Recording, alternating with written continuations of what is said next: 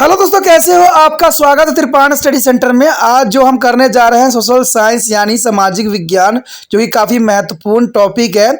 इस पे हम हर एक विषय पे जो है विस्तार पूर्वक चर्चा करेंगे और हर एक पहलू पे प्रकाश डालने की कोशिश करेंगे। चलिए देखते हैं हमारा आज टॉपिक क्या है। नेक्स्ट टॉपिक इज इम्पोर्टेंट है economical impact. What is here economical impact? The Industrial Revolution has helped the England and merchant is accumulate a lot of capital from a country of Asia, Africa and America. There is an important here. Industrial Revolution has helped to England. The merchant is accumulate a lot of capital from a countries of Asia, Africa and America. They now want to invest this wealth in a setting up industries and trade with India. The mass production of goods through their machines and that we witness today was a pioneers there through the Industrial Revolution and which occurred first in England during the later 18th and earlier 19th century. There is an important period of time here. There is a current first England during to the later 18th and earlier 19th century, and this led to be a massive increasing in the output of finished product. The East India Company helped in the financing and expanding their industry base.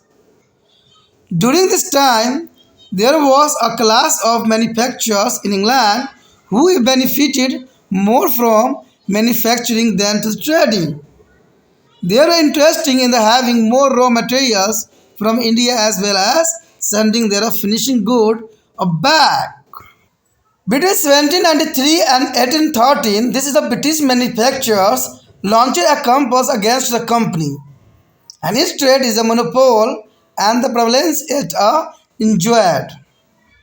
And ultimately, they succeeded in the abolishing the East India Company as a monopoly of Indian trade. With this, Indian become an economical colony of industry of England. This is important. With this, India become an economical colony of industry of England. Let us learn more about the economical impact on a various Indian industry and trade. The first point here, textile industry and trade. Earlier, India is a handloom had a big market in Europe. Earlier, India as a handlooms had a big market in Europe. India textiles such as a cotton, satin, silk, and woolens good already has a market in Asia and Africa. With the coming of industrialization in England, the textile industry there are made important is a headway. There was now a reverse of the direction of textile trade between Britain and India. There was now as a reverse of the direction of the textile trade between Britain and India, and there was a massive import of machines and made clothes from England factory to England market. This import of large amount of product manufactured by the mechanical looms in England led to increase a threat for their handicraft industry as the British goods were sold at the much cheaper price. The British succeeded in the selling their good at a cheap price as a foreign goods and were given to the free entry in India without paying any duty. There is the most important name here. The British succeeded in the selling their goods at a cheap price as a foreign goods were given free entry for India without paying any duty. There is free is very dangerous. On the other hand, India is a handicraft were taxed heavily when they were sent out of country. And besides, under the pressure of the industrialist, British and government often impose a protective strip on Indian textile. There, within the few years, India from began an exporter of clothes, become an exporter of raw cotton and importer of British clothes. This service made a hug impact on the Indian handlooms and weaving industry, and leading to it is a virtual collapse in the area. It is also create a unemployment for a large community of weavers, and many they migrated to the rulers area to work on their lands and agricultural labors. This is a turning point. There is a turn point, increasing of pressure on the rural economics and livelihood. And this process is an uneven competition faced by the Indian landloom industry. Was the latter is doubled by the Indian nationalist leader as a deindustrialization. The main aim of British was the transfer of India into the consumer of British good. There is a main aim for the Britisher. They are transfer for India into the consumer of British good. As a result, textile, metalwork and glass and paper industry were soon out of work. By 1813, the Indian is a handicraft lost both their domestic as well as a foreign market. India goods could not be complete with the British factory made a product where machines were used. This market were now captured and monopolized by the Britain by means of war and colonialism. And from exporter, India became a importer of these goods. They extract of money from the Indian rulers, merchants, and jamidar, and even to the common people. Added to this is a drains where to profit made through the trade and also there are salaries of the officially. It was evident that their economical policy were meant to be serve the interest of the East India Company and later the British Empire. The next year, land revenue policy and land settlement. Land revenue policy and land settlements. Since the same time, the main course of livelihood for the people were agriculture. Hence, land tax had formed a principal source of revenue from all their compeers all over the world. In the 18th century, the main occupation of the Indian people were the agriculture, and during to British rule, revenue from a land keep on increasing, and there are reasons for there were many. Earlier, the British had come to trade with India. Gradually, they wanted to conquer their vast territory of India for which they needed a lot of money. They also needed money for a trade project of the company as well as for the cost of running the administration. The British carry out of number of land revenue experiment which the caused the hardship of cultivator. The hardship cultivator and they extract taxes from their farmer to the finance their policy and war effort. Direct and indirect. There is a direct and indirect mean where a carry out of wearing about this is a collection of revenue for the British. This affected the lives of the people who could not be meet their daily needs because they had to provide the land owner and the collector their share in the produce. The local administration failed to be provide a relief and natural justice to the ruler poor. The Lord is a Cornwallis introduced a permanent settlement in Bengal and Bihar in 1793. Lord Cornwallis is introduced the permanent settlement in Bengal and Bihar in 1793. It's made the landlord or jamidar and deposit a fixed amount of money in the state treasury. In return, they were recognized as a hereditary governor of land, and this made the jamidar the governor of the land. The amount of revenue to be paid to the company was fixed for a period of time, and which made the British financially secure. Now there is advance as to be how much revenue was coming in from the state. The Jamidar also know how to much revenue was to be paid. So to be get a surplus revenue for himself, they asked the peasant to be increasing production. But if the Jamidar failed to pay the fixed revenue on the time, his land and was sold off the another Jamidar. The British stood a benefit from this settlement as a new class of Jamidar that emerged, become their political allies.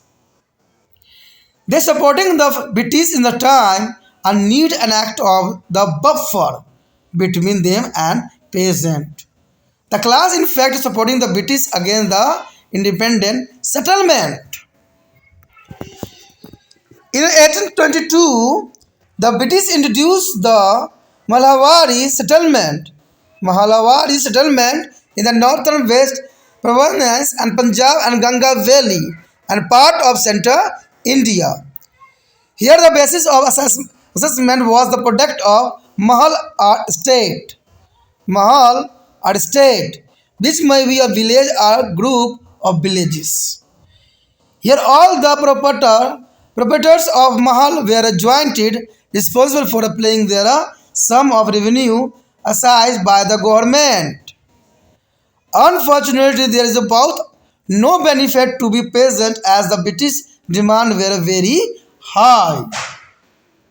The Ratwari settlement was introduced in the beginning of the 19th century in many parts of Mumbai and Madras presidency. The Ratwari settlement in the 19th century and they are part of Mumbai and Madras presidency. Here the land revenue was imposed directly on the roots. The individual cultivator who actually worked on the land, there is a peasant was recognized as the owner of the land as long he was able to pay the revenue, but exploitations continue with the high revenue demands. The next topic is the most important here, commercialization of agriculture. There is a commercialization of agriculture here.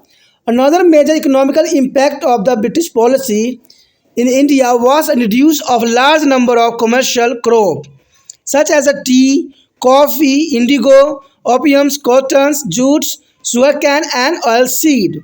There is a most important impact of British policies in India are introduce a large number of commercial crops such as tea, coffee, indigo, opiums, cotton, jute, sugarcane and oilseed. Different kind of commercial crops were introduced with a different intention. India's opiums was used to the balance of trade of Chinese tea with the bitten in the letter of the favor. The market for opiums was strictly is controlled by British trader, which did not leave a much scope for Indian producer to the reap profit. India has were to forced to produce indigo and sell its own condition as dedicated by the British. Indigo was sent to England and used as a nice agent for the cloth producing in a British town. Indigo was growing under a different system where all the farmer bears a complete to be growth its own, the 12th of third part of their land. Unfortunately, cultivation of indigo left the land fertile of some years, and this made a farmers a recant of growth in it. In the tea plantation, ownership, there is ownership change to the land quite often. The worker on this plantation work under a lot of hardship. Commercialization of the agriculture further enhanced their speed of transfer of ownership of land and thereby increased the number of landless labor.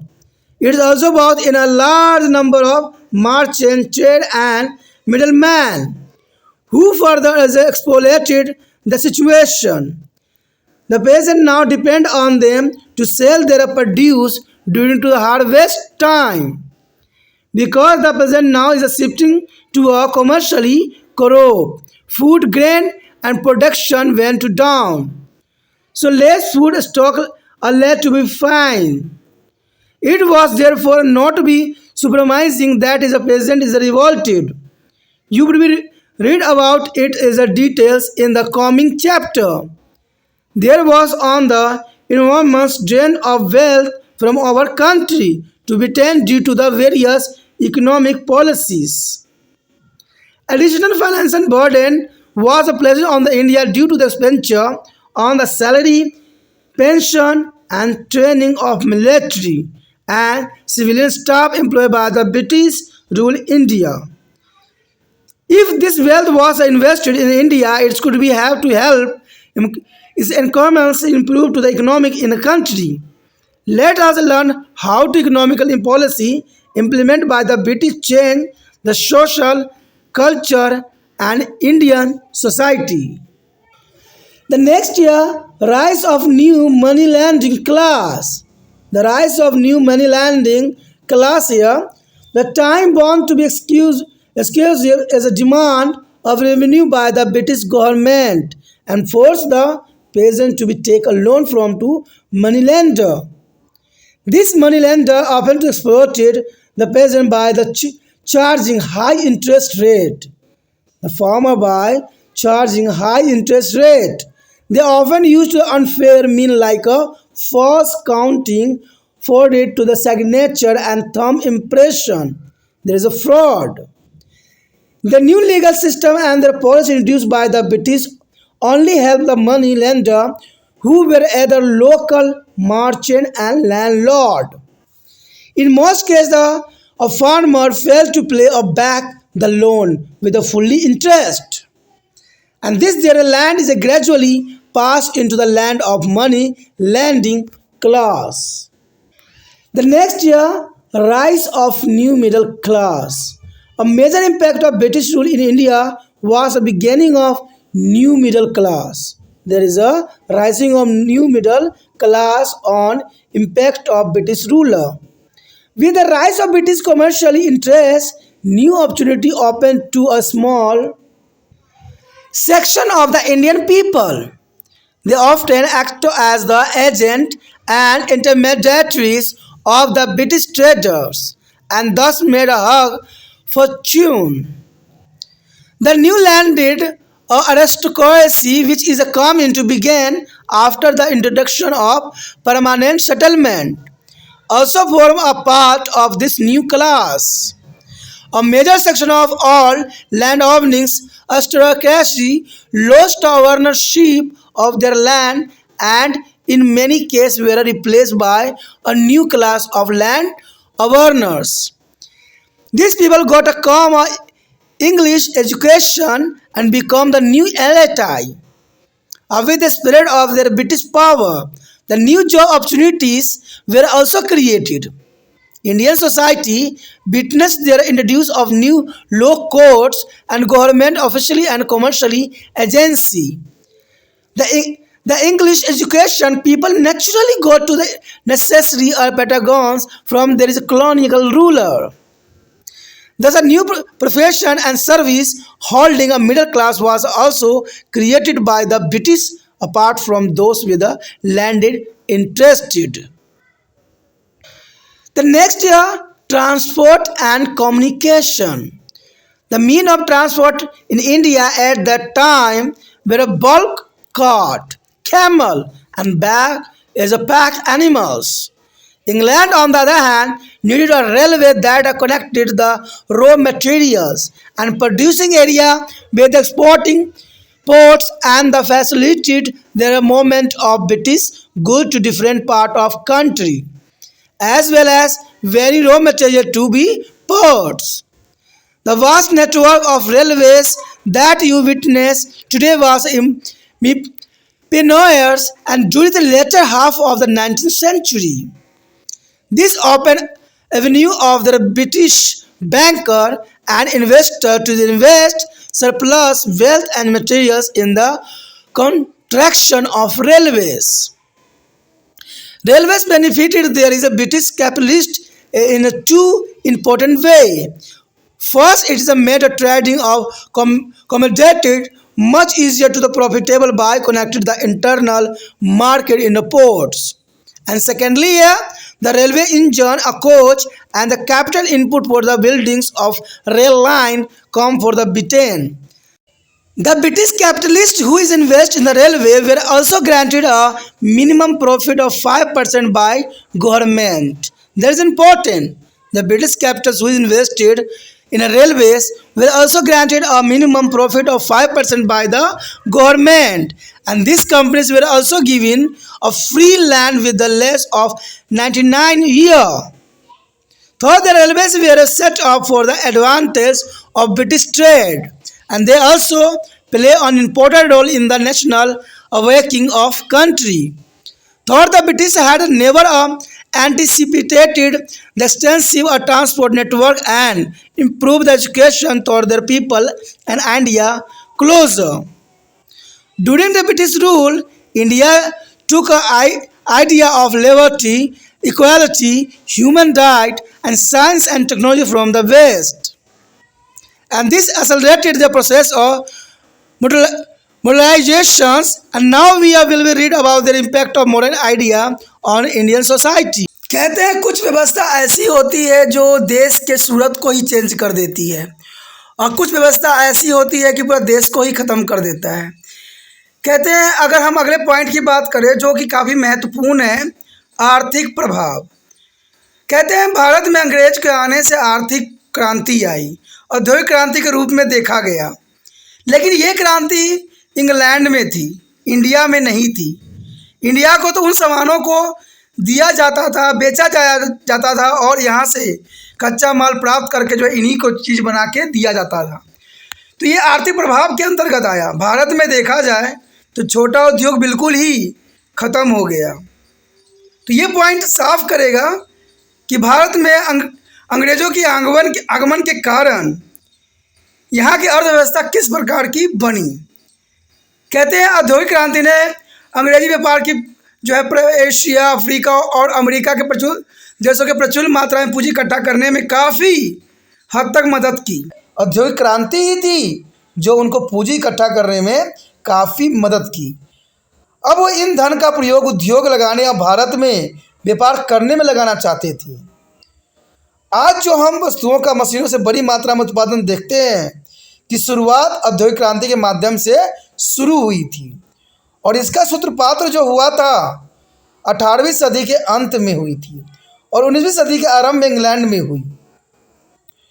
कहते हैं यही सब कारण था प्रथम विश्व युद्ध का, और इससे तैयार माल के उत्पादन में व्यापक बढ़ोतरी हुई, क्योंकि जनरल सी बात है औद्योगिक क्रांति का अर्थ ही यही होता है कि मशीनों का उपयोग करके जो है हम सामानों के उत्पादन में वृद्धि कर लें।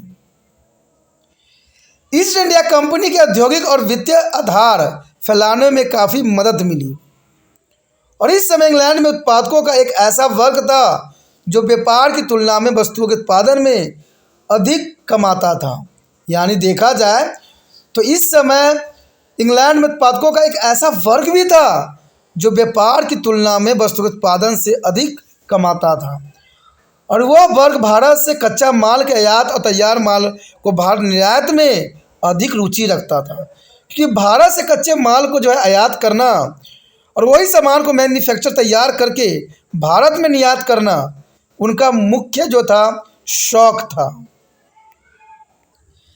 1793 तथा 1813 के मध्य ब्रिटिश निर्माताओं ने कंपनी के विरुद्ध एक अभियान चलाया जिससे उसका व्यापार पर से एकाधिकार समाप्त हो जाए। यानी देखा जाए 1793 से लेकर 1813 के मध्य ब्रिटिश निर्माताओं ने कंपनियों के विरुद्ध एक अभियान चलाया जिससे उसका व्यापार पर एकाधिकार समाप्त हो जाए, और परिणाम स्वरूप उन्होंने भारतीय व्यापार पर ईस्ट इंडिया कंपनी के एकाधिकार कानून करने में सफलता भी प्राप्त कर ली, और इससे भारत औद्योगिक इंग्लैंड का आर्थिक उपनिवेश बन गया। आइए अब हम भारतीय उद्योग एवं व्यापार पर पड़े प्रभावों के विषय में विस्तार पूर्वक चर्चा करें और लाइन टू लाइन समझने की कोशिश करें कि जो इसका प्रभाव जो है किस प्रकार पड़ा। यदि पहली पॉइंट की हम बात करें तो कहते हैं वस्त्र उद्योग और व्यापार। वस्त्र उद्योग और व्यापार पर जो है किस प्रकार प्रभाव पड़ा ब्रिटिश उद्योग का। तो पहले भारतीय जो कढ़ाई उत्पादों का यूरोप में एक बहुत बड़ा बाजार था। यानी भारतीय हाथों से बनाया हुआ उत्पाद का जो है यूरोप में बड़े ही धड़ल्ले से बेची जा रही थी। और भारतीय पास जैसे रेशम, कपास, लिनन और ऊनी माल के लिए पहले से एशिया और अफ्रीका में बाजार था। इंग्लैंड में औद्योगिकरण के आने के साथ वहाँ वस्त्र उद्योग जो था महत्वपूर्ण बन गया। अब ब्रिटेन और भारत के बीच कपड़ा व्यापार की दिशा पलट गई और भारतीय बाजार में अंग्रेजी कारखानों ने जो है मशीन के बड़े बने कपड़े और बड़े पैमाने पर आयात होने लग गए, क्योंकि भारतीय बाजार में अंग्रेज़ों ने अपने कारखानों से बने कपड़ों का जो है भरमार लगा दिया। इंग्लैंड में मशीनों से निर्मित उत्पादों का बड़ी मात्रा में आयात भारत के उद्योग के लिए खतरा बन गया, क्योंकि ब्रिटिश माल को सस्ती कीमत पर बेचा जाता था। यानी देखा जाए तो देखिए ये उस समय की कंडीशन थी जहाँ पर भारत से जो है सामान ले जाया जाता था और भारत में जो है सामान बेची जाती थी। वो समय दौर था जहाँ पर अंग्रेज़ों ने जो है अपना पैर यहाँ पर जमाने का सूत्रपात किया था। और वो उद्योग के लिए खतरा तो था ही था, देश के लिए खतरा था। अगर मान लीजिए कोई विदेशी कंपनी भारत में आता है तो जनरल सी बात है कि वो अपना जो है सारे जितने भी अफसर होंगे वो अपने ही बंदों को रखेगा और भारतीय लोग मजदूर कहलाएंगे और वो जैसे मर्जी उनसे काम करवाएंगे। कहते हैं जब कोई कंपनियां भारत में लगा दी जाती है तो यहाँ पर जो है कोई भी कानून और रूल रेगुलेशन पास करवाना इतना कठिन कार्य नहीं होता है, क्योंकि हमें पता है कि हमारा संविधान जो है लचीला है, समय समय पर बदला जा सकता है। और दूसरी बात ये भी रहती है कि भारत में जो है पैसे देकर काम करवा लेना सहज काम है और इसी को हम क्या कहते हैं, घूसखोरी, जो भारत में अपना पैर पसार चुका है। कहते हैं ये करप्शन अगर बंद नहीं हुआ तो आने वाला समय में भारत फिर से जो है मुसीबत में फंस जाएगा और यहाँ के जनजीवन जो है त्राही त्राही करेगा। तो ये बहुत ही महत्वपूर्ण बात है। कहते हैं यहाँ भी हमने यही बात पे जो है वास्तविकता के ऊपर हमने ध्यान दिया कि यहाँ पर जो है वो कच्चे माल के लिए आए और यहाँ पर ही सामान बेचना शुरू कर दिया और धीरे धीरे उन्होंने राजनीतिक में भी कदम रखना शुरू कर दिया। अंग्रेज भारत में अपने उत्पाद कम मूल्य पर बेचने में सफल रहे, क्योंकि विदेशी वस्तुओं का भारत में बिना कोई शुल्क दिए आने दिया जाता था। यानी देखिए यहाँ पर भी बात फ्री की आ गई कि उनका जो सामान था भारत में बिना कोई शुल्क दिए यानी फ्री में आने दिया जाता था। वही दूसरी ओर भारतीय हस्तशिल्प पर भारी कर लगाए जाते थे। यानी भारतीय शिल्प जो था उस पर हद से अधिक जो है कर लगाए जाते थे। जब इतनी महंगे सामान कर दिया जाता था तो जनरल सी बात है कि यहाँ के व्यक्ति तो खरीदना उनके लिए संभव था ही नहीं। तो क्या कर सकते थे, जो शुल्क बिना भारत में भेजा जाता था उन्हीं सामानों की तरफ जो है यहाँ के लोगों का रुख हुआ। जब उन्हें निर्यात किया जाता था और इसके अतिरिक्त उद्योगपतियों के दबाव में ब्रिटिश सरकार ने एक सुरक्षात्मक ट्रैफिक भारतीय वस्त्र पर लगाया और इसके कारण कुछ वर्षों के भीतर ही भारत कच्चा कपास और कपड़े का आयातक बन गया। तो ये इम्पोर्टेंट था। इस बदलाव का भारतीय हस्तकला और बुनाई उद्योग पर बड़ा ही प्रभाव पड़ा कि जो हाथों से बनाई जा रही थी बुनाई उद्योग थी उसको तहस नहस हो गया, जो उनके पतन का सबसे बड़ा कारण बना। क्योंकि देखा जाए अगर विदेशी सामान भारत में आएंगे तो जनरल सी बात है जो भारत में मैन्युफैक्चर चीज़ बन रहे हैं उसका महत्व कम जाएगा। आज देखिए लोग आईफोन के पीछे पड़े हुए हैं, साधारण फ़ोन कोई लेना पसंद नहीं कर रहा है। आईफोन जो विदेशों में मैन्युफैक्चर हो रहा है, विदेशों के सामान होते हैं, उनका आज लोग बहुत अधिक सेवन कर रहे हैं, यूज़ कर रहे हैं। तो कहते हैं अपने बनाए हुए चीज़ पे कोई इंटरेस्ट नहीं दिखा रहा है। इवन कि खान पीन के वस्तु भी देखिए, आपको पता है कि भारत जो है मसालों के लिए जाना जाता है, लेकिन मसालों के बने हुए खाने आपको पसंद नहीं आते हैं। आपको विदेशों से आए हुए नूडल, बर्गर, उनमें तरह तरह का केमिकल डाला हुआ पसंद आ रहा है और आपको शायद इस बात का आभास नहीं है कि जो वो यूज़ कर रहे हैं मटेरियल सारे के सारे केमिकल से बने हुए हैं। तो आप समझ जाइए कि आपके अंतड़ियों में, आपको पेटों में कितने तरह की बीमारी को जो है उत्पन्न करने के लिए ये सक्षम है। और सबसे अधिक तो जो है बीपी वालों के लिए और शुगर वालों के लिए ये कहते हैं इतना भयंकर रूप धारण कर सकता है आने वाले समय में, जिसका वर्णन करना संभव नहीं है। कहते हैं सब इंसानों को पता है, लेकिन फिर भी उन्होंने आंख बंद कर रखा है। और जितने भी देखिएगा सब के सब नूडल बर्गर पे और विदेशी चीज़ों पे ऐसे टूट पड़ते हैं जैसे उन्होंने जीवन में कभी देखा भी ना हो। तो यह बदलाव भारतीय हथकंघा और बुनाई के लिए कहते हैं पतन का एक कारण बना, और इससे बुनकरों ने एक बहुत समुदाय बेरोजगार हो गया। भारत में बहुत बड़ी संख्या में जो बुनकर थे वो बेरोजगार बन गए और वो शहर छोड़कर चले गए और खेतिहर मजदूर के रूप में गांव में भूमि पर काम करने लग गए।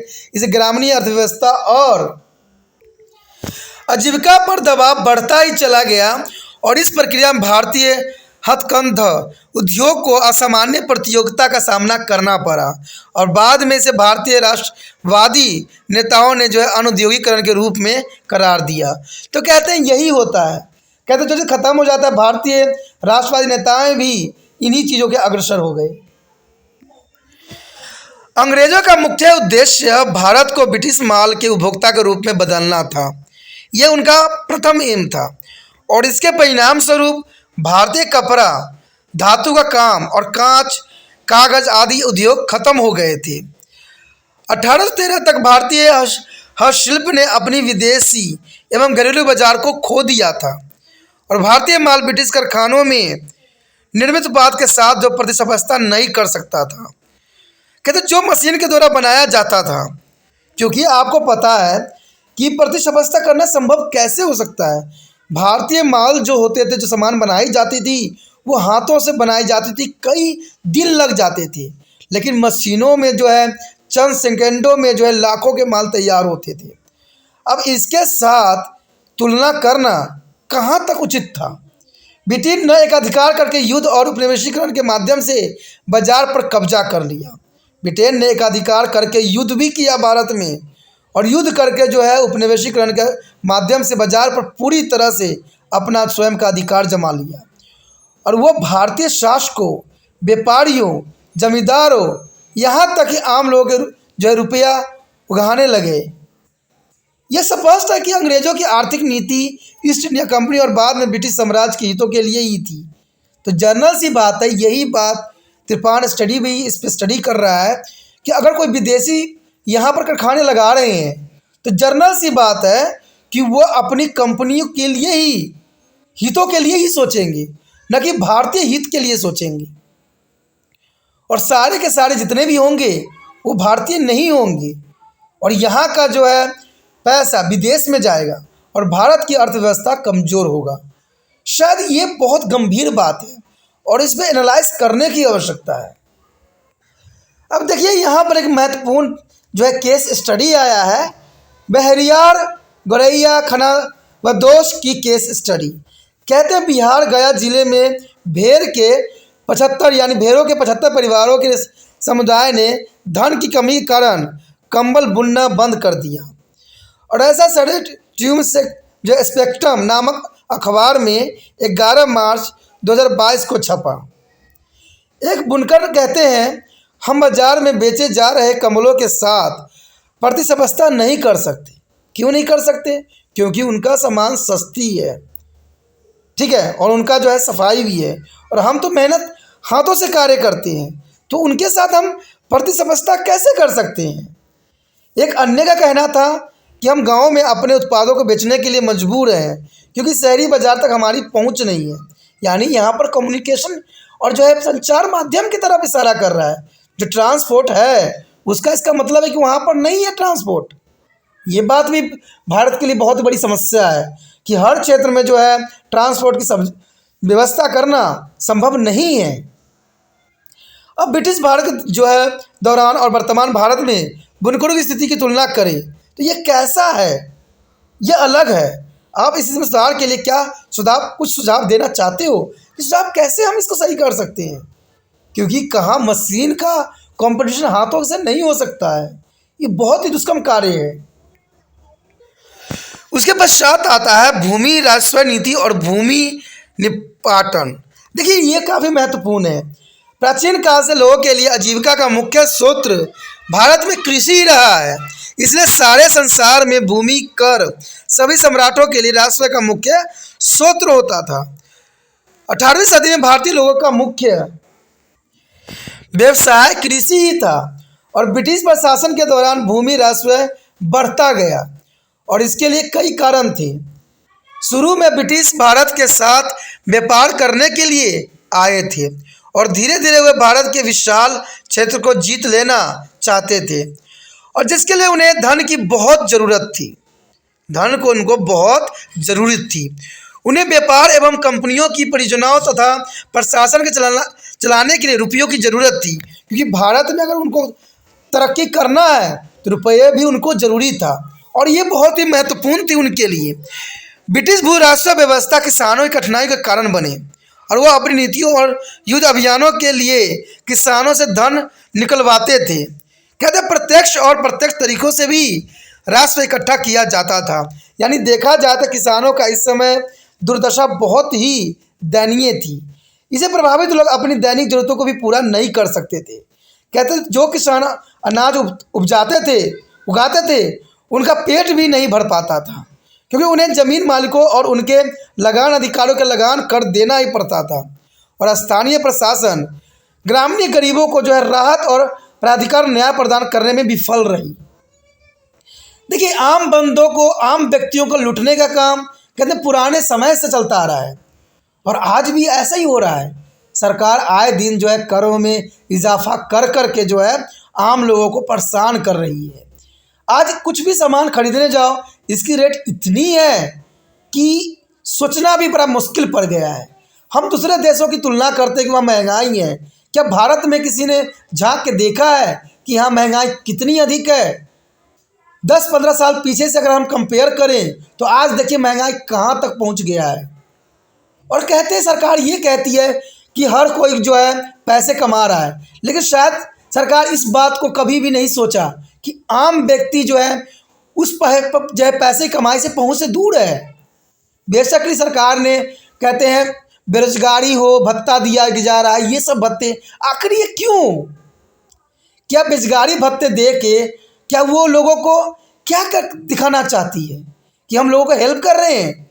अगर लोगों को हेल्प करना है तो लोगों को रोजगार मुहैया कराया जाए, लोगों को जो है काम दिया जाए, महंगाई पे कंट्रोल किया जाए। आप ये क्या कर रहे हो? रोजगारी भत्ता दे रहे हो फ्री में, आप भी तो फ्री के काम कर रहे हो। इससे देश तरक्की कभी नहीं कर सकता है। रोजगारी भत्ता, लेबर कार्ड क्या है? इसे क्या दिखाना चाहती है सरकार? मुझे आज तक इस बात समझ कभी नहीं आया कि वो लोगों को हेल्प करना चाहती है। अगर हेल्प ही करना है तो एजुकेशन सिस्टम को मजबूत बनाए। कहते इतना मजबूत बना दे कि जो बच्चे पढ़ते पढ़ते ही उनको काम सीख ले और काम करने के लिए सक्षम हो जाए, उनको घर में बैठने की आवश्यकता ही ना पड़े। तो सरकार सिर्फ अपना उल्लू सीधा करना जानती है और लोगों को ये दिखाना चाहती है कि हम उनको जो है फ्री में पैसे दे के, ठीक है, हम बहुत बड़ा कार्य कर रहे हैं। तो ये बहुत बड़ा विडंबना है। कहते हैं ये सरकार एक हाथ से देती है और दूसरे हाथ से महंगाई करके छीन लेती है।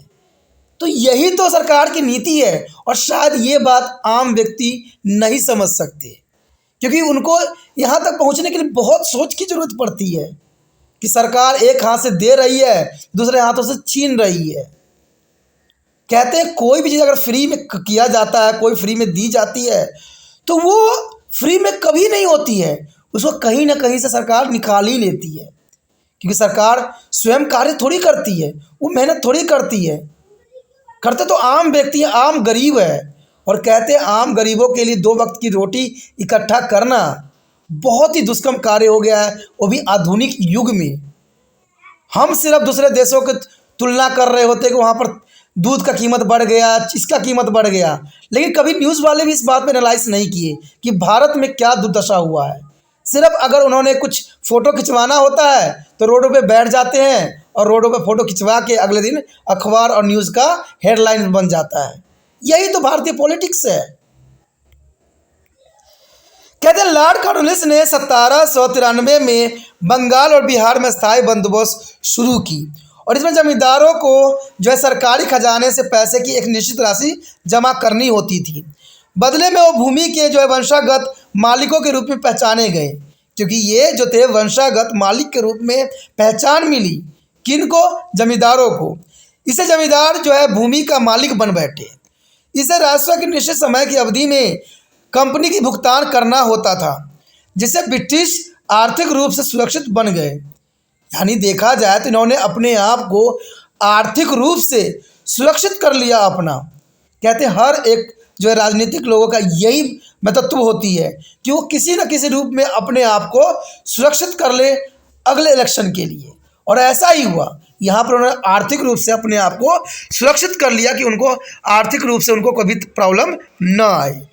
अब वो जानते थे कि राज्य में कितना राजस्व आ रहा था और जमींदारों को भी पता था कि कितना राजस्व भुगतान किया जाना था, और स्वयं के लिए अधिशेष राजस्व प्राप्त करने के लिए किसानों ने उत्पादन बढ़ाने के लिए कहा गया। यानी किसानों पर जो है जबरन उत्पादन बढ़ाने के लिए कहा गया और दिन रात एक करने के लिए कहा गया। परंतु अगर जमींदार निश्चित समय पर राजस्व के भुगतान करने में विफल होता तो उसे जमीन के दूसरे जमींदारों को बेच दिया जाता। इसलिए जमींदार भी जो थे गरीबों को, किसानों को जो है बहुत ही प्रताड़ना करते थे। इससे अंग्रेजों को लाभ हुआ। लाभ के रूप में जमींदारों का एक नया वर्ग उभर कर आया, जिनके राजनीतिक सहयोगी बन गए। यानी ये धीरे धीरे अब राजनीतिक सहयोगी बन गए और वो ज़रूरत के समय ब्रिटिश का समर्थन भी देते थे और उनके और किसानों के बीच एक बफर माध्यम का काम करता था। वास्तव में इस वर्ग में स्वतंत्रता आंदोलन के खिलाफ अंग्रेज़ों की मदद भी की। देखा जाए स्वतंत्रता आंदोलन जितने भी हुए, इसमें जो थे बड़े बड़े लोग जो थे अंग्रेज़ों के बेखूबी मदद किया करते थे। कहते 1822 में अंग्रेज़ों ने उत्तर पश्चिमी प्रांत, पंजाब, गंगा घाटी और मध्य भारत के कुछ हिस्सों में जो है महलबारी बंदोबस्त शुरू कर दी और इसके आधार पर एक महल या संपत्ति का उत्पादन होता था, जो शायद एक गांव या गांव के एक समूह के बराबर होता था, और महल के सभी मालिक संयुक्त रूप से सरकार द्वारा मूल्यवान राजस्व की राशि के भुगतान के लिए जिम्मेदार थे। दुर्भाग्य से यह किसान के लिए लाभकारी नहीं था, क्योंकि राजस्व की मांग बहुत अधिक थी। तो जर्नल सी बात है, कोई भी रूल बनाया जाता है तो आम लोगों के लिए नहीं बनाया जाता था, चाहे पहले समय में चाहे आज के समय में। सरकार सोचती होगी कि हम तो रोजगारी भत्ता सब बना रहे हैं, हम जो है, शायद सरकार को ये बात नहीं पता है कि देखा जाए तो पैसों का जो अधिकतर लाभ सरकारी विभागों को मिलता है, सरकारी कर्मचारियों को मिलता है। सरकारी कर्मचारी का अगर 30,000 40,000 रुपया तनख्वाह है तो आम गरीबों का जो है मुश्किल से 10,000 15,000 ही है। कोई आम व्यक्ति अगर कहीं काम करने जाता है तो उसको मुश्किल से जो है 6-7 हज़ार रुपया दिया जाता है, और आप समझ सकते हो कि 6-7 हज़ार में परिवार चलाना वो भी आज के समय में कितना कठिन कार्य है। अब देखिए लोग, जर्नल सी बात है, इनमें काम करने के लिए क्यों चले जाते हैं? क्योंकि उनको अच्छी एजुकेशन नहीं मिलती है। दूसरी बात ये आता है कि वो हायर एजुकेशन तक नहीं पहुंच पाते हैं। तीसरी बात है उनकी जो है देखा जाए तो गरीबी है, और भी बहुत से कारण हैं जिसमें एनालाइज करने की आवश्यकता है। रेतवारी बंदोबस्त जो थी 19वीं सदी के शुरुआत में मुंबई और मद्रास जो है प्रेसिडेंसी के कई भागों में शुरू किया गया, और यह जो है भू राजस्व रेताल और किसानों पर सीधा ही लगाया गया। किसान स्वयं वास्तव में जमीन पर काम करता था और जमीन के मालिक के रूप में पहचाना गया और राजस्व भुगतान करने में सक्षम था, लेकिन उच्च राशि की मांग के कारण उसकी शोषण जारी रहा। यानी देखा जाए तो किसानों को उस समय शोषण की जाती थी, जैसे यहाँ पर आम व्यक्तियों की शोषण कर रहे हैं सारे। अगली पॉइंट पर रुक करें तो अगली पॉइंट यही कहता है कृषि का व्यवसायीकरण। कहते हैं भारत में ब्रिटिश नीतियों का एक अन्य प्रमुख आर्थिक प्रभाव चाय, कॉफ़ी, इंडिगो, अफीम, कपास और जूट, गन्ना और तिलहन जैसी वाणिज्यिक फसलों के परिचय से पड़ा। यानी देखा जाए तो भारत में ब्रिटिश नीतियों का एक अन्य प्रमुख आर्थिक प्रभाव जो था चाय, कॉफ़ी, नील की खेती, अफीम, कपास, जूट और गन्ना और तिलहन। विभिन्न वाणिज्यिक फसलों के विभिन्न प्रकार के अलग उद्देश्य से साथ प्रस्तुत किया गया। यानी सारे वर्जित फसलों का जो है अलग अलग उद्देश्य रखा गया और उसे अलग अलग प्रस्तुत किया गया। भारतीय अफीम को जो है चीनी, चाय, व्यापार संतुलन के लिए इस्तेमाल किया गया, जो बाद में ब्रिटेन के पक्ष में हो गया। अफीम का बाजार सख्ती से अंग्रेजी व्यापारियों का नियंत्रित किया गया। यानी अफीम के खेती को जो है सख्ती के साथ जो है अंग्रेज व्यापारियों द्वारा नियंत्रित किया गया, जिसमें भारतीय उत्पादकों के लिए लाभ की ज़्यादा गुंजाइश नहीं छोड़ी गई।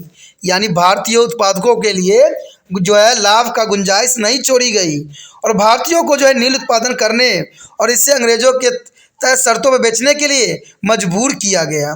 यानी देखा जाए तो नील के उत्पादन के लिए उनको हर तरह से जो है शर्त के रूप में रखी गई। जैसे आपने घटना देखा होगा चंपारण का, जहां महात्मा गांधी ने जो है सत्याग्रह करके जो है उनको इस शर्तों को जो है पूरा करने के लिए मजबूर किया था ब्रिटिश को। और ये पहले सत्याग्रह के रूप में जाना जाता है।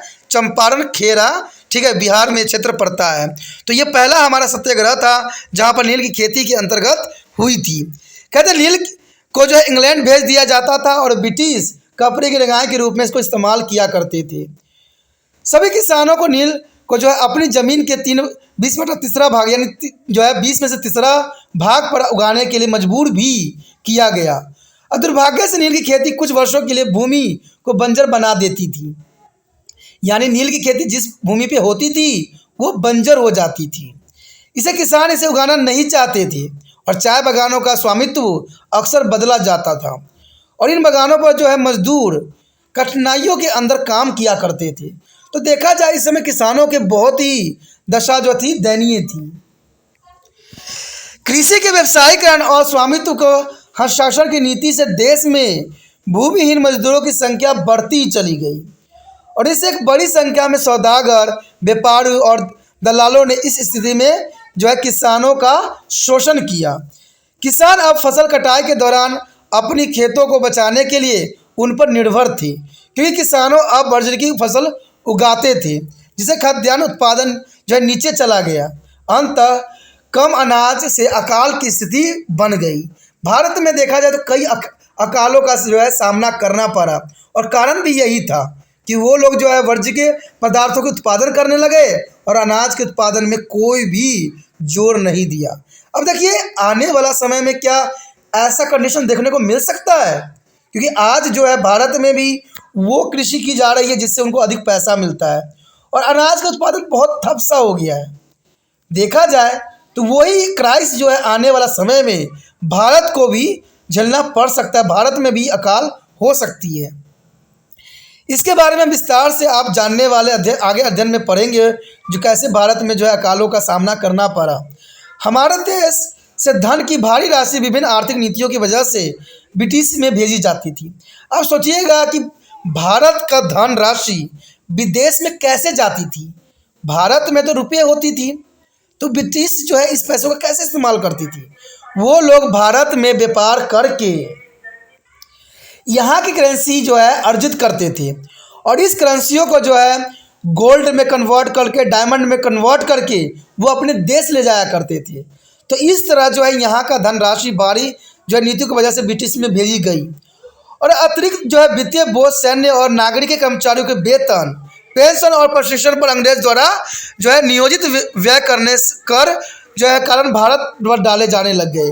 यानी देखा जाए तो ये काफ़ी महत्वपूर्ण बात है कि अतिरिक्त वित्तीय बोझ सैन्य और नागरिक कर्मचारियों के वेतन, पेंशन और प्रशिक्षण पर अंग्रेजों द्वारा नियोजित व्यय करने के कारण भारत पर जो है ये डाले जाने लग गए। यदि इस धन को भारत में निवेश किया जाता तो देश की अर्थव्यवस्था में काफ़ी सुधार आया था, लेकिन भारत में इसको निवेश नहीं किया गया, इसे ब्रिटिश में निवेश किया गया। तो यही बात काफ़ी महत्वपूर्ण रखता है कि अगर भारत में अगर विदेशी कंपनियां आती है तो क्या वो भारत के लिए सोचेंगे, क्या भारत को अर्थव्यवस्था के लिए कभी सोचेंगे? जनरल सी बात है, वो अपने देश की अर्थव्यवस्था के लिए सोचेंगे, न कि भारत की अर्थव्यवस्था के लिए सोचेंगे। अंग्रेजों द्वारा लागू की गई आर्थिक नीतियों ने भारतीय समाज की समाज रचना ही बदल के रख दी। अगला पॉइंट जो है धन उधार देने वाले नए वर्ग का उदय। तो ये काफ़ी महत्वपूर्ण थे उस समय। कहते हैं राजस्व की समय अवधि और अत्यधिक मांग ने किसानों का जो है साहूकारों से ऋण लेने के लिए मजबूर किया, क्योंकि किसानों के पास इतना धन ही नहीं होता था और वो साहूकारों से जो है ऋण लिया करते थे। ये साहूकार अक्सर उच्च ब्याज लेकर किसानों का शोषण किया करते थे। अक्सर लेखन में जो है जाली हस्ताक्षर और अंगूठे के छापों आदि के जो अनुचित साधनों का प्रयोग किया करते थे। यानी देखा जाए तो उस समय जो था ये बहुत बड़ी जाली कार्य किया जाता था, जो किसानों का शोषण का सबसे बड़ा कारण बना। अंग्रेज की नई कानून प्रणाली और नीति केवल साहूकारों या स्थानीय व्यापारी और जमींदारों की सहायता करती थी। यानी देखा जाए तो कानून व्यवस्था सिर्फ अमीर वर्ग के लिए था और आज भी ऐसा है। आज के साथ अगर हम तुलना करें तो आज भी ऐसा है। अमीर लोगों को जो है बड़े बड़े जो है पुलिस जो है देखा जाए तो पुलिस विभाग में बड़े बड़े लोगों का बड़े सम्मान के साथ बैठाया जाता है। अगर आम व्यक्ति पुलिस स्टेशन में चले जाए तो उनका शोषण किया जाता है, उनसे मनमर्जी जो है धन इकट्ठा किया जाता है और इवन कि उनको इंसाफ भी नहीं देते। देखा आपने इस कांड को कई बार देखा भी होगा। आज लोग हैं पुलिस के पास जाने से अच्छा समझते हैं कि वो आपस में ही मसला सुलझा ले, क्योंकि वो डर चुके हैं। आज कानून का उनको डर नहीं है, लेकिन कानून के रखवाले से डर है कि वो बेमतलब का नीति अपनाकर लोगों को सिर्फ परेशान करते हैं, न्याय देने की कभी भी कार्य नहीं करते हैं। जब पॉलिटिकल प्रेशर पड़ता है तो अपराधी तो है कहते हैं 1 घंटा में ही उनके समक्ष प्रस्तुत हो जाता है। तो इस बात पे कभी आपने सोचा है कि जो व्यक्ति अपराधी कर लिया है आज वो कई दिनों से गायब है, लेकिन जैसे पॉलिटिकल प्रेशर पड़ता है वो चंद सेकंडों में जो है मीडिया के समक्ष प्रस्तुत कर दिया जाता है। ये सोचने वाली बात है कि आखिर ऐसा क्यों होता है। तो कहते हैं ये बहुत ही कानून जो बनाई जाती है वो सिर्फ साहूकारों के लिए बनाई गई, व्यापारियों के लिए बनाई गई, आम व्यक्तियों के लिए ये कानूनी प्रणाली नहीं होती है। ज़्यादातर मामलों में किसान पुण्य ब्याज के साथ ऋण का भुगतान करने में विफल रहते थे और इस प्रकार धीरे धीरे पैसा उधार देने वालों के हाथ से उनकी भूमि चली गई। अब देखिए, आप अगर कर्जा लोगे तो जर्नल सी बात है, कर्जों में आप डूबते चले जाओगे और कर्जे में डूबोगे तो आपको पता ही है कि आपके हाथों से भूमि तो जाएगी प्लस आपका घर भी चला जाएगा। तो ऋण जो है बहुत ही खतरनाक है, चाहे उस समय था चाहे आज के समय है। आज अगर आपका पैसा बैंक में है तो आपको निकालने के लिए बहुत ही कष्ट करने पड़ेंगे, लेकिन अगर बैंक का पैसा आपके पास है तो आप कहते हैं दरवाजे का जो है कील तक जो है बैंक उखाड़ के ले जाएगी। तो सोचिए, विचार कीजिए कि आज हम किस कंडीशन की तरफ अपने आप को जो है रखे हैं। उसके पश्चात आता है नए मध्य वर्ग का उदय। कहते हैं नए मध्य वर्ग का जो है इस कारणों से उदय हुई। भारत में ब्रिटिश शासन का एक प्रमुख प्रभाव यह पड़ा कि एक नए मध्यम वर्ग का उदय हुआ। यानी मध्यम वर्ग का उदय होना बहुत ज़रूरी इस समय बन गया था, क्योंकि ये सिचुएशन ऐसे पैदा हुआ। ब्रिटिश जो है व्यावसायिक हितों की वृद्धि के साथ कुछ भारतीय लोगों को जो है काम के छोटे छोटे नए अवसर मिले। उन्होंने ज़्यादातर एजेंटों और मध्यस्थों के रूप में ब्रिटिश व्यापारियों के लिए काम किया और बहुत धन भी कमाया। एक नया अभिजात वर्ग जो अस्थायी बंदोबस्त की शुरुआत के बाद अस्तित्व में आया, उसने भी जो है अपने एक नया वर्ग बना लिया और पुराने जमींदारों ने अपनी भूमि का स्वामित्व खो दिया और उनकी भूमि कई मामलों में जमीन मालिकों के एक नए वर्ग के द्वारा प्रतिस्थापित कर दिया गया और इन लोगों में से कुछ ने अंग्रेजी शिक्षा प्राप्त की और उनका नया अभिजात वर्ग बन गया। ब्रिटिश सत्ता के प्रसार के साथ बेरोजगार के नए अवसर भी आए और भारतीय समाज में नई कानून अदालतें, सरकारी अधिकारी और वाणिज्यिक एजेंसियों की शुरुआत भी देखने को मिला। अंग्रेजी शिक्षित लोगों को जो है स्वाभाविक रूप से अपनी उपनिवेशिक शासकों से आवश्यक संरक्षण मिला। यानी जो लोग शिक्षित होते थे, अंग्रेजी शिक्षा हासिल करते थे, अंग्रेजों के द्वारा उनको जो है संरक्षण प्राप्त होती थी और इस प्रकार अंग्रेजों ने भूमि स्वामियों के अलावा एक नए पेशावर और सेवा करने वाला मध्यम वर्ग भी बना लिया। उसके पश्चात है परिवहन और संचार के साधन। यानी ब्रिटिश उपनिवेश के अंतर्गत परिवहन और संचार किस प्रकार थी। कहते हैं उस समय भारत में परिवहन का साधन बैलगाड़ी, ऊंट और पीठ पर सामान ढोने वाले अन्य जानवर ही होते थे। दूसरी तरफ इंग्लैंड को रेलवे की ज़रूरत थी, जो निर्यात बंदरगाहों के साथ उत्पादक क्षेत्र को भी जोड़ सके और ब्रिटिश जो है सामान को देश के विभिन्न भागों तक पहुंचाना भी चाहते थे। देखा जाए तो जो है निर्यात बंदरगाहों के साथ उत्पादक क्षेत्रों को जोड़ सके और ब्रिटिश सामान को जो है देश के विभिन्न भागों तक पहुंचाया भी जा सके। आज आप जो विशाल रेलवे का नेटवर्क देखते रहे हैं वे अंग्रेजों द्वारा ही बनाए गए थे और ब्रिटिश बैंकरों और निवेशकों ने अपनी पूंजी रेलवे के निर्माण में लगाई। ब्रिटिश पूंजीपतियों के दो महत्वपूर्ण तरीकों से लाभ हुआ। पहला जो है व्यापार की वस्तुओं में, और व्यापार करना बहुत ही आसान हो गया, और बंदरगाहों के साथ आंतरिक बाजार को भी जोड़ना भी लाभदायक रहा। दूसरे, रेल इंजन, डिब्बों और रेल लाइनों का निर्माण के लिए पूंजी ब्रिटिश से आई और ब्रिटेन ने पूंजीपतियों को रेलवे में निवेश से सरकार द्वारा 5% की न्यूनतम लाभ की गारंटी भी दी गई। अब देखिए 5% जो है ब्रिटेन पूंजीपतियों के रेलवे में निवेश से सरकार द्वारा 5% की जो है न्यूनतम लाभ की गारंटी मिली और इस कंपनी ने 90 साल के पट्टे के साथ भूमि भी दी गई। तो ये काफ़ी परिवहन के लिए महत्वपूर्ण था। हालांकि रेलवे ब्रिटिश व्यापार के लाभ के लिए बनाई गई थी, क्योंकि रेलवे जो बनाई गई थी सिर्फ ब्रिटिश लाभ के लिए बनाई गई थी, परंतु रेलवे ने देश के राष्ट्रीय जागरण में एक महत्वपूर्ण भूमिका भी निभाई। हालांकि ब्रिटिश ने कभी सोचा नहीं था कि व्यापक परिवहन नेटवर्क और बेहतर शिक्षा लोगों के और विचारों को आपस में जोड़ेगी।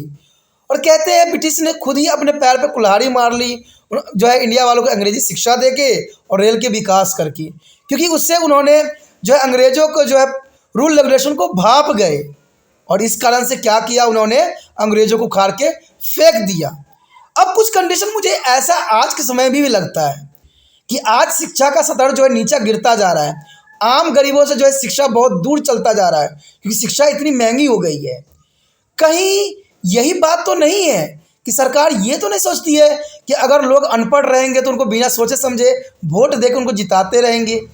कहीं ये बात की तरफ इशारा तो नहीं कर रहा है ये बातें, क्योंकि उस समय उन्होंने यही रूल रेगुलेशन अपनाया था कि लोगों को शिक्षा दिया था और लोग जाग गए थे और उन्होंने संविधान और जो है स्वतंत्रता को पहचान लिया था। कहीं आज शिक्षा का जो स्तर गिरता जा रहा है, आज जो लोग इतने अधिक अमाउंट में जो है अनपढ़ बन रहे हैं, कहीं इसी नीतियों का कहीं अनुसरण तो नहीं किया जा रहा है। सरकार हमेशा ये कहती है कि हमारा एजुकेशन सिस्टम बहुत बेहतर है। जब एजुकेशन सिस्टम इतना बेहतर है तो लोगों को काम क्यों नहीं मिल रहा है, लोगों को जो है व्यापार क्यों नहीं करवाया जा रहा है, भारत को सक्षम क्यों नहीं बनाया जा रहा है? ये बहुत बड़ा प्रश्न चिन्ह है। सोचिए एवं विचार कीजिए। कहते हैं ब्रिटिश शासन के दौरान भारत ने स्वतंत्रता के विचार, समानता, मानवाधिकार, विज्ञान, तकनीकी पश्चिम से ले लिया। यानी देखा जाए तो भारत में जो ब्रिटिश ने शिक्षा का स्तर बनाया, इससे भारत में जो है एक नव जागरण हुआ और उन्हें स्वतंत्रता के विचार, समानता, मानवाधिकार, विज्ञान और तकनीकी जो है पश्चिम शिक्षा से ले ली और आधुनिकीकरण की प्रक्रिया में तेजी आ गई। अब हम आधुनिक विचार के भारतीय समाज के प्रभाव के बारे में आगे पढ़ेंगे, जो कि काफ़ी महत्वपूर्ण रहेगा। आगे हम हर एक बात पे विस्तार पूर्वक चर्चा करेंगे जिसमें भारतीय समाज के प्रभावों के विषय में और आधुनिक जो है विचार के बारे में रहेगा। तो अगला टॉपिक और भी महत्वपूर्ण रहेगा आप लोगों के लिए, तो अगला टॉपिक देखना मत भूलना, ठीक है। अगर आप तिरपान स्टडी सेंटर का हेल्प करना चाहते हो तो जितना हो सके इस वीडियो को शेयर करना है, और शेयर करने के लिए कुछ नहीं करना है, यूट्यूब से लिंक को कॉपी करना है और व्हाट्सएप स्टेटस पे लगा देना है। और पहली बार वीडियो देख रहे थे, चैनल को अवश्य सब्सक्राइब कर लीजिए। चैनल को सब्सक्राइब नहीं कीजिएगा तो आने वाला समय में अगला वीडियो भी आपको प्राप्त नहीं हो पाएगा। और आपको पता है कि तिरपान स्टडी सेंटर जो है 8th से लेकर जो है MA तक के बच्चों के लिए अग्रसर है। ये सारे वीडियो जो है आपको प्लेलिस्ट में उपलब्ध है।